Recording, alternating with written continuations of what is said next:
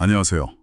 오늘 저희는 2025년 3월 가장 최신 전기차하고 또 하이브리드 차 시장 데이터를 좀 깊게 들여다볼까 합니다. 요즘 그 전기차 시장 좀 주춤한다, 캐짐이다 이런 얘기 많잖아요. 근데 실제 숫자는 좀 다른 것 같기도 하고요. 그래서 지역별 판매량이라든지 또 우리 현대차 기아 상황은 어떤지 핵심만 딱딱 짚어서 명쾌하게 한번 정리해드릴게요. 이 복잡한 시장, 당신의 한눈에 딱 파악하실 수 있도록 돕는 게 오늘 저희 목표입니다. 자, 그럼 바로 데이터 보시죠. 첫 번째로 눈에 확 들어오는 게 있어요.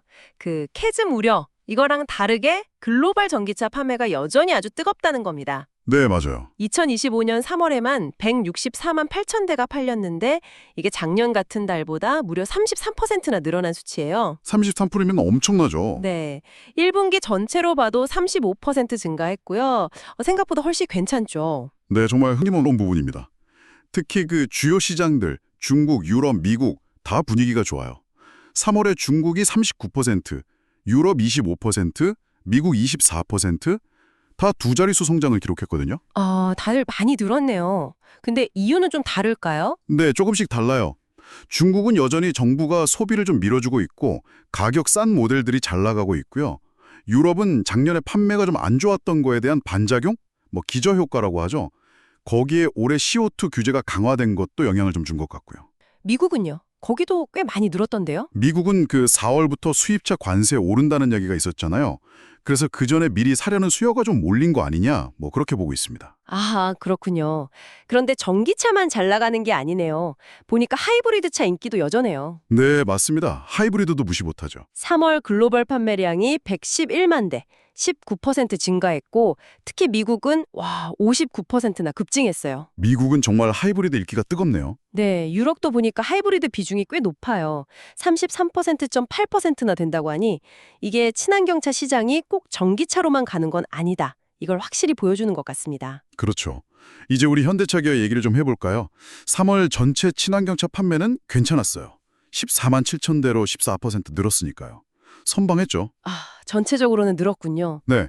그런데 순수 전기차 EV만 딱 놓고 보면 5만 5천 대, 증가율이 6%에 그쳤습니다. 6%면 아까 글로벌 전체 성장률이 33%라고 하셨는데 네, 그렇죠. 글로벌 평균에는 좀 못 미치는 거죠. 아쉬운 부분입니다. 그래서 그런지 글로벌 전기차 시장 점유율도 조금 내려갔겠네요. 맞습니다. 3월 누적 기준으로 보면 3.3%로 작년보다 0.7%포인트 정도 하락했고요. 중국 시장을 빼고 봐도 마찬가지인가요? 중국 빼고 봐도 8.3%로 0.6%포인트 정도 줄었습니다. 소폭이긴 하지만요. 글로벌 시장은 저렇게 큰데 현대차 기아 전기차 성장이 좀 주춤한 거네요. 뭐 이유가 있을까요? 아무래도 경쟁이 훨씬 심해졌죠. 글로벌하게. 그리고 또 아이오닉5나 EV6 같은 이제는 좀 스테디셀러가 된 모델들이죠. 이런 주력 모델들이 나온 지 시간이 좀 되면서 신차 효과가 좀 빠진 거. 그것도 원인으로 볼 수 있을 것 같습니다. 하긴 신차들이 계속 나오니까요. 물론 현대차 기아도 신차 준비는 많이 하고 있습니다. 아이오닉 9, EV9 같은 큰 차들도 있고 또 EV3, EV4, EV5 같이 다양한 크기의 신차들이 줄줄이 나올 예정이라서요. 반등 기회는 충분히 있다고 봅니다. 신차 라인업이 꽤 탐단하군요. 네, 다만 이제 3월 데이터만 딱 보면 이 신차들의 초기 물량은 아직 그렇게 많지는 않아요. 아이오닉 구간 1,600대, EV9 2,000대 정도, EV5가 1,400대 정도. 아직은 월 수천 대 수준이라서 본격적으로 판매량이 확 올라오려면 시간이 좀 필요해 보입니다. 그렇군요. 배터리 시장 인기도 잠깐 해야겠네요. 이게 또 중요하니까요. 네, 그렇죠. 전기차의 심장이니까요. 3월 전 세계 배터리 출하량이 92.8기가와트시, GWH라고 하죠. 이게 38%나 늘었답니다. 어마어마한 양인데요. 네, 시장 자체가 계속 커지고 있는 거죠. 역시나 CATL이나 BYD 같은 중국 회사들 성장이 아주 두드러지네요. 40% 넘게 성장했어요. 네, 중국 업체들이 정말 무섭게 크고 있습니다. 우리 기업들도 보면 LG 에너지 솔루션이 22%, SK온이 29% 성장하면서 잘 따라가고는 있는데 삼성 SDI는? 네, 삼성 SDI는 마이너스 7%로 조금 주춤하는 모습이었어요. 그렇군요. 자, 그럼 오늘 살펴본 내용들 한번 정리해 볼까요? 우선 전기차 캐즘이라는 말, 이거랑은 다르게 실제 글로벌 시장은 여전히 성장 중이다. 그리고 지역별로 성장 이유도 좀 다양하다는 거. 네, 맞습니다. 그리고 동시에 하이브리드 차 인기도 꾸준하다는 걸 확인했고요. 현대차, 기아는 전체 친환경차 판매는 늘었지만 핵심이라고 할 수 있는 전기차 부분에서는 경쟁이 심해지면서 다소 숨고르기를 하고 있다. 이렇게 볼 수 있겠네요. 네, 정확합니다. 그래서 여기서 우리가 한번 생각해 볼 질문이 있어요. 현대차, 기아가 이제 곧 신형 전기차들을 많이 내놓을 거잖아요. 네, 아까 말씀하신 EV3, EV4, EV5 뭐 이런 모델들이죠. 네, 과연 이 신차들이 지금처럼 치열한 글로벌 경쟁 속에서 특히 그 강력한 중국 업체들 공세 속에서 얼마나 성공적으로 자리를 잡고 판매량을 끌어올릴 수 있을까? 이게 중요하겠죠. 단순히 그냥 라인업 늘리는 걸 넘어서 시장 판도를 바꿀 만한 그런 게임 체인저가 될 수 있을지. 이게 앞으로 현대차, 기아, 전기차 전략의 송패를 가를 핵심 변수가 될 것 같습니다. 당신은 이 신차들의 성공 가능성 어떻게 보시나요? 한번 생각해 보시면 좋겠습니다. 네. 오늘 저희가 좀 깊게 파고들 자료는요. 그 SNL 리서치에서 나온 2025년 1분기 글로벌 전기차 시장 데이터입니다. 아마 헤럴드 경제 기사 통해서 보신 분들도 계실 것 같은데요. 네, 그거요. 이걸로 지금 누가 앞서고 있는지, 또 지역별로는 어떤지, 그리고 뭐 이 모든 게 당신에게 어떤 의미가 있는지 그걸 좀 명확하게 짚어보는 게 목표입니다. 자, 한번 시작해 볼까요? 네, 데이터가 정말 흥미롭습니다. 올해 1분기에 전 세계에서 등록된 전기차가 약 421만 4천 대라고 해요. 와, 420만 대요? 네, 작년 같은 기간보다 이게 34.6%나 늘어난 건데 성장세가 상당하죠. 이야, 34.6%. 전기차 시장 열기가 진짜 식을 줄 모르네요. 근데 이 성장을 누가 이끌고 있나요? 역시 중국 기업들인가요? 맞습니다. 그 단연 눈에 띄는 건 중국의 BYD예요. 1분기에만 87만 5천 대를 팔았어요. 87만 대요? 와. 네, 작년보다 50% 넘게 성장한 거고요. 점유율도 보니까 20.8%로, 그러니까 전 세계 전기차 뭐 5대 중 한 대는 BYD인 셈이죠. 이야, 대단하네요. 2위인 지리그룹도 만만치 않아요. 거의 80% 가까이 성장하면서 바짝 따라오고 있고요. 와, BYD 기세가 정말 무섭네요. 근데 작년까지 좀 잘 나가던 테슬라는 분위기가 좀 다른 것 같은데요? 네, 맞아요. 그게 이번 분기 데이터에서 또 하나 좀 재미있는 부분인데요. 테슬라가 33만 7천 대로 3위거든요. 네. 근데 판매량이 오히려 13%나 줄었습니다. 아, 줄었어요? 네, 주력인 모델 3랑 모델 Y 판매가 예전 같지 않다는 건데 특히 유럽에서 심각해요. 34% 넘게 줄었고 북미에서도 한 8% 이상 감소했습니다. 유럽에서 34%나요? 그건 좀 큰데요? 그렇죠. 이게 단순히 판매량 감소를 넘어서 뭐랄까 주력 모델이 좀 오래됐고 경쟁은 심해지고 이런 테슬라의 구조적인 약점이 좀 드러나는 거 아닌가 뭐 그렇게 볼 수도 있을 것 같아요. 아, 테슬라한테는 확실히 좀 어려운 시기네요. 반면에 우리 현대차 그룹은 분위기가 좀 괜찮았던 것 같은데요? 네, 현대차 그룹은 한 13만 9천 대 팔아서 11.5% 성장했어요. 꽤 안정적인 모습이죠. 오, 성장했군요. 네, 그 주력 모델인 아이오닉 5랑 EV6가 페이스리프트 하면서 좀 상품성이 좋아졌잖아요. 네. 그게 판매 회복을 좀 이끌고 있고요. 또 뭐 보급형인 기아 EV3나 그 큰 거 EV9 있잖아요. 아, 네네, EV 라인. 그것도 이제 글로벌차 판매를 늘려가고 있다고 해요. 특히 북미 시장에서 GM이나 포드보다도 많이 팔았다는 게 좀 인상적이던데요. 맞아요. 그 점은 상당히 고무적이죠. 근데 그 미국 IRA, 인플레이션 감축법 관련해서 좀 불확실성이 있지 않나요? 마냥 안심할 수만은 없을 것 같은데. 아, 정확히 보셨습니다. 북미 시장의 IRA 세액공제 혜택 때문에 현지 생산 늘면서 6.6% 성장하긴 했거든요. 네. 근데 점유율은 아직 9.8% 정도예요.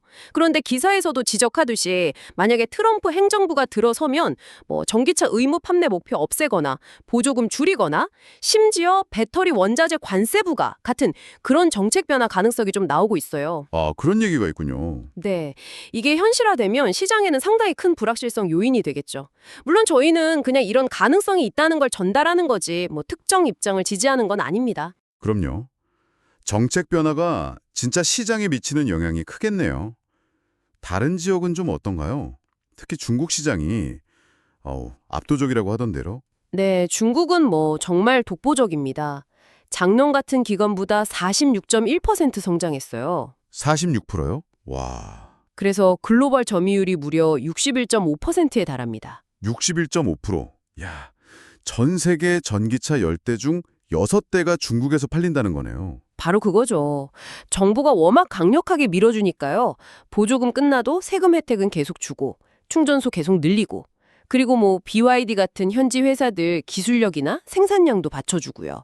그런 결과라고 봐야죠. 그렇군요. 유럽 시장도 좀 회복세라고요? 네, 유럽도 괜찮아요. 22.8% 성장하면서 회복세를 보이고 있습니다. 그 르노 R5나 스텔란티스 EC3 같은 좀 작은 전기차들부터 기아 EV3, 현대 캐스퍼 일렉트릭까지. 신차들이 다양하게 나오면서 시장에 좀 활기를 불어넣는 것 같아요. 아, 신차 효과가 있군요. 네. 반면에 중국 빼고 다른 아시아 시장은 성장률 자체는 30% 넘게 높긴 한데 점유율은 아직 5.5% 정도예요. 아, 그래요? 왜 그럴까요? 아무래도 아직은 하이브리드나 내연기관차가 좀 더 강세인 지역 특성이 반영된 게 아닌가 그렇게 보고 있습니다. 정말 지역별로 온도 차이가 크네요. 이걸 종합적으로 보면 어떻게 정리할 수 있을까요? 네, 맞습니다. SNE 리서치도 그래서 글로벌 전기차 시장이 지역마다 좀 다른 양상을 보이면서 그래도 전반적으로는 회복하고 성장하고 있다 이렇게 평가해요. 여기서 이제 핵심은 각 기업들이 이런 시장별 불확실성에 대응하려고 정말 유연하게 움직여야 한다는 거예요. 유연하게요? 뭐 기술 경쟁력은 당연히 높여야 하고 현지 생산 늘리고 브랜드 전력도 다양하게 가져가고 어떻게든 경쟁 우위를 확보하려고 애쓰고 있죠. 이런 치열한 경쟁 구도가 결국 당신이 앞으로 만나게 될 전기차의 가격이나 성능 또 언제 살 수 있는지 이런 데 직접적인 영향을 미치게 될 겁니다. 자, 그럼 정리를 좀 해보면요. 2025년 1분기 글로벌 전기차 시장은 BYD의 질주, 그리고 테슬라는 약간 숨고르기, 현대차 그룹은 꾸준히 성장, 그리고 무엇보다 중국 중심의 어떤 압도적인 시장 재편, 이게 핵심이었네요. 아, 그리고 정책 변수도 여전히 중요하고요. 네, 맞습니다. 아주 그냥 역동적으로 계속 변하는 시장이에요. 그렇다면 여기서 한 가지 더 좀 생각해 볼 질문이 떠오르네요. 어떤 거죠? 만약에요, 아까 잠깐 얘기했던 북미 시장의 그 잠재적인 정책 변화 있잖아요. 예를 들어서 뭐 IRA 세액공제 축소라던가 아니면 전기차 의무 판매 목표 폐지 같은 게 진짜로 현실화된다면 지금 북미에서 좋은 성과를 내고 있는 현대차 그룹을 포함해서 여러 제조사들의 글로벌 생산이나 판매 전략에 이게 어떤 연쇄적인 파장을 미치게 될까요? 이 부분을 계속 좀 주시하는 게 앞으로 시장을 이해하는 데 중요한 관전 포인트가 될 것 같습니다. 안녕하세요. 오늘 여러분과 함께 깊이 살펴볼 내용은 바로 한국 배터리 산업입니다. 최신 기사랑 보고서들을 보면서요. 지금 K배터리가 어디에서 있고 또 어디로 가야 할지 그 핵심을 좀 짚어보려고 합니다. 네, 안녕하세요. 이게 참 전기차 시장 변화나 미국 정책, 또 중국과의 경쟁 같은 변수가 많아서요. 복잡하게 얽혀있는 상황이죠. 맞아요. 그래서 오늘 좀 흥미로운 사실들이랑 같이 깊이 있는 분석을 해보겠습니다. 바로 시작해볼까요? 먼저 좀 긍정적인 얘기부터 해볼까요? 미국 에너지 저장 장치, 그 ESS 시장에서 기회가 있다. 이런 분석이 있던데요. 아, 네, 같습니다. 최근에 그 미국이 중국산 배터리에 대해서요, 관세를 예고했는데 이게 무려 156%입니다. 156%요? 와, 엄청나네요. 네. 근데 이제 한국산 배터리에는 한 10% 정도만 적용될 예정이라서요. 이게 가격 경쟁력 측면에서 보면 상당히 유리해진 거죠. 특히 그 중국이 거의 뭐 85% 이상 장악하고 있었다면서요? 그렇죠. 그 미국 ESS 시장에서 중국 영향력이 막강했는데 이제 우리한테 좀 틈이 생긴 겁니다. 그럼 우리 기업들은 지금 어떻게 움직이고 있어요? LG 에너지 솔루션 같은 경우는요. 그 미시간 공장에서 LFP 배터리 생산을 좀 앞당기려고 하고 있고요. LFP요? 네. 삼성 SDI는 원래 잘하던 그 3원계 NCM 배터리도 계속 공급 중이고요. SK온도 LFP 개발하면서 이제 미국 ESS 시장 첫 수주 이걸 노리고 있습니다. 아, 다들 발빠르게 움직이는군요. 네, 거기다 또 AI 데이터 센터 같은 것 때문에 전력 수요가 늘어나잖아요. 이것도 ESS 시장 성장에는 좋은 기회 요인이죠. 확실히 기회는 있어 보이는데 근데 또 자료들을 보면 마냥 웃을 수만은 없는 것 같아요. 그 캐즘 현상 얘기도 나오던데요. 맞습니다. 그 캐즘, 그러니까 전기차 수요가 일시적으로 좀 주춤하는 이 시기를 겪으면서요. K배터리 3사 올해 1분기 실적이 좀 엇갈렸어요. 아, 실적이 어떻게 나왔나요? LG 에너지 솔루션이 그 미국 IRA 세액 공제, 한 4,600억 원 정도 받았거든요. 네네. 그거 덕분에 영업이익이 한 3,700억 원대 흑자가 났는데 사실 이걸 빼고 보면 적자 전환이나 마찬가지였죠. 아, 세액공제 효과가 정말 컸군요. 그럼 다른 회사들은요? 삼성 SDI는 좀 타격이 커서요. 4,300억 원 넘는 영업 손실을 받고 SK온도 계속 적자 상태입니다. 한 2,800억 원 안팎으로 추정되고요. 왜 이렇게 실적이 안 좋았던 걸까요? 아무래도 완성차 업체들이 재고를 좀 보수적으로 가져가고 있고 ESS 시장도 계절적으로 비수기였고요. 또 우리 주력인 삼원계 배터리가 상대적으로 비싸잖아요. 그 수요가 좀 줄어든 영향도 컸습니다. 실적뿐만 아니라 그 시장 점유율에도 좀 변화가 있다고요? 네, 그렇습니다. 올해 1, 2월 기준으로 보면요. 중국을 제외한 글로벌 시장에서 우리 K배터리 3사 점유율 합계가 38.6%였어요. 38.6%? 네. 근데 이제 작년 같은 기간보다 한 6.2%포인트 정도 하락한 수치입니다. 아, 꽤 많이 빠졌네요. 개별 기업으로 보면 어때요? LG 에너지 솔루션은 사용량 자체는 늘었지만 순위는 CATL에 이어서 2위를 유지했고요. 삼성 SDI는 점유율 하락폭이 좀 컸습니다. 반면에 SK온은 오히려 시장 평균보다 성장률이 높게 나왔어요. 점유율이 떨어진 가장 큰 이유는 역시 그 가격 경쟁력 문제일까요? 네, 그게 가장 크다고 봐야죠. 중국의 CATL이나 BYD가 가격이 저렴한 LFP 배터리를 앞세워서 정말 거세게 치고 나오고 있거든요.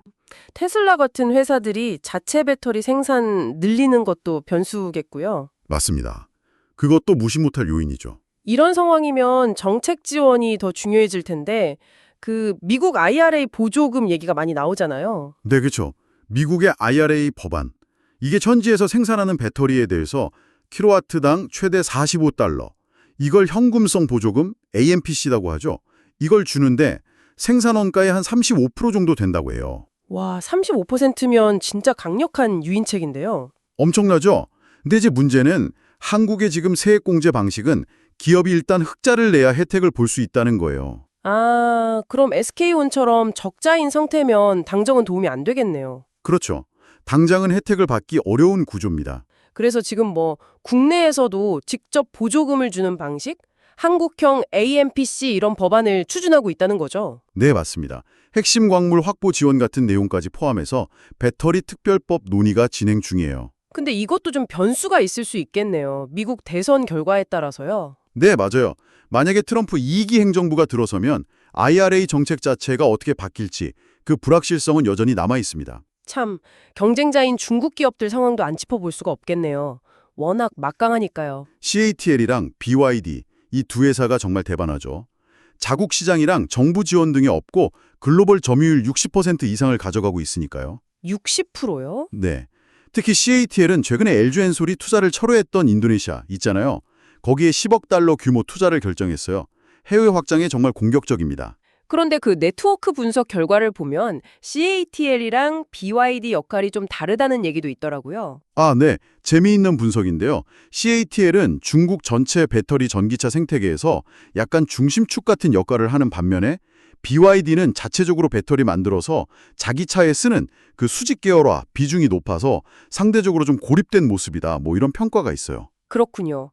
하지만 뭐 중국 산업 전체로 보면 LFP는 물론이고 나트륨 이온 배터리 같은 신기술도 계속 개발하면서 경쟁력이 강해지고 있는 건 분명하네요. 맞습니다. 그 점은 확실하죠. 정말 쉽지 않은 상황입니다. 그럼 우리 K배터리는 앞으로 어떤 전략을 가져가야 할까요? 단기적으로는 역시 그 미국 ESS 시장을 좀 더 적극적으로 공략하고요.